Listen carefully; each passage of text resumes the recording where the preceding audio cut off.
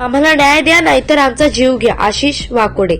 न्याय मागण्यासाठी long march मोर्चाचे आयोजन. वाटूर येथे दिनांक 21 जानेवारी 2025 रोजी वाटूर येथे परभणी ते मुंबई लॉंग मार्च मोर्चा धडकला.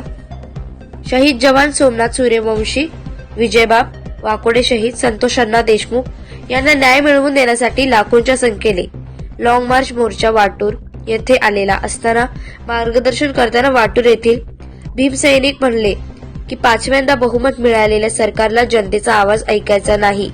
जनतेचे नेतृत्व करणारे विजयबाबा वाकोडे, सोमनाथ सूर्यवंशी, मस्साजोगीचे सरपंच संतोष अण्णा देशमुख यांच्याबद्दल सरकारला काही देणे घेणे नाही.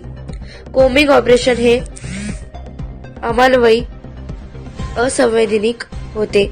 अशाच प्रकारे पुढेही अल्पसंख्यांवर अन्याय अत्याचार होतच राहणार का?